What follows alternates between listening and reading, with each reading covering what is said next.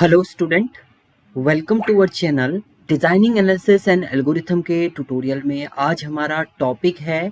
इससे पहले हमने एक एल्गोरिथम आपकी देखी, एक टाइप से आपका हमने डिफाइन करना चेक किया था। नेक्स्ट आपका है divide and conquer recurrence relation. इसके थ्रू आप टाइम कॉम्प्लेक्सिटी कैसे फाइंड आउट करेंगे।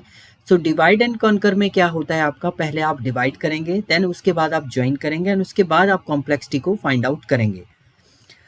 इसके कुछ एग्जाम्पल अगर हम लोग बात करते हैं, example of recurrence relation based on the divide and conquer is Tn equal to 2Tn/2 plus Cn। और दूसरा आपका एक एग्जाम्पल यहाँ पर यह है 2Tn/2 plus under root n। These type of recurrence relation can be easily solve using master method. ये वाले जो होते हैं आपके, ये रिकरेंस रिलेशन है आपका डिवाइड एंड कॉन्कर का आप यूज करेंगे, जिसमें आप मास्टर मेथड का इसमें यूज करेंगे। अब मास्टर थ्योरम होती क्या है आपकी, ये फास्ट कंपेयर टू दी इससे पहले जो सब्स्टिट्यूशन मेथड हमने पढ़ा था उससे ये फास्ट होता है आपका, मतलब इससे फास्ट आपका एग्जीक्यूट होगा प्रोसेस।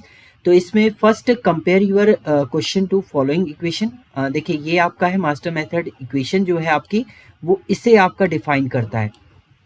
मास्टर मेथड थ्योरम की आप बात करेंगे तो मास्टर मेथड थ्योरम आपकी ये है Tn equal to A T N by B plus F N, where A is greater than equal to 1 होना चाहिए और बी ग्रेटर देन 1 होना चाहिए। तो पहले आप सबसे पहले क्या करेंगे, इसको आप कंपेयर करेंगे, ए बी और एन की वैल्यू आप फाइंड आउट करेंगे। उसके बाद डायरेक्ट आपका सॉल्यूशन इसमें निकलेगा Tn equal to N log B of A और यू एन, जहां पर यू एन जो है यू एन डिपेंड करेगा आपका एच एन पे, और एच एन क्या होता है आपका, एच एन होता है एफ एन अपॉन जो भी आप एफ एन की वैल्यू आपकी आएगी। उसके अलावा जो आप लॉग में वैल्यू निकालेंगे एन लॉग बी बाई ए, ये जो वैल्यू आएगी इसका आप डिवाइड करके जो वैल्यू करेंगे वो आपका क्या होगा, एच एन आपका फाइंड आउट होगा। अभी हम लोग इसको चेक भी करेंगे।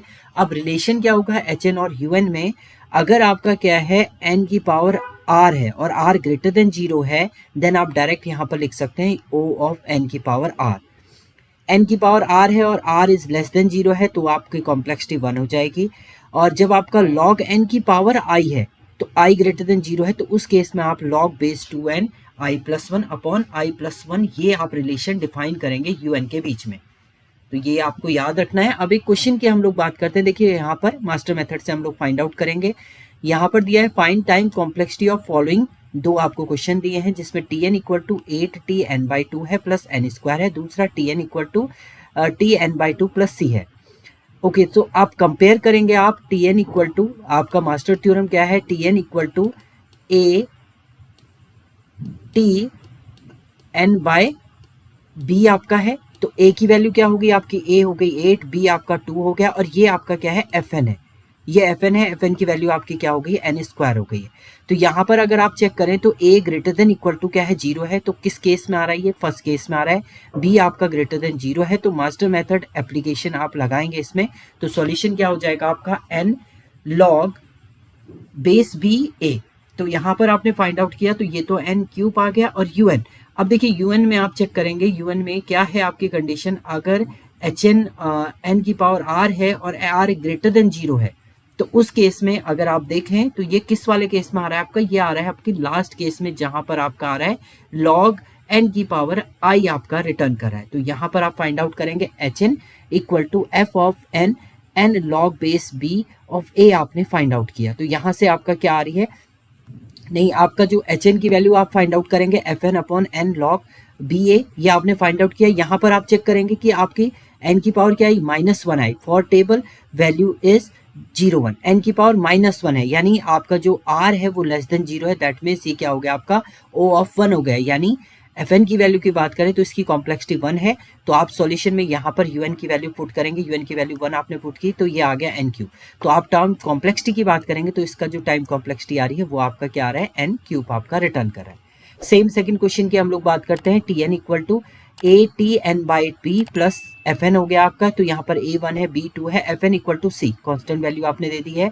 वैल्यू के थ्रू आप फाइंड आउट करेंगे, लॉग 1 है, लॉग 1 आपका 0 होता है, एन की पावर 0 यानी 1 हो जाएगा आपका, केवल यू एन आपका यहाँ पर फाइंड आउट हुआ।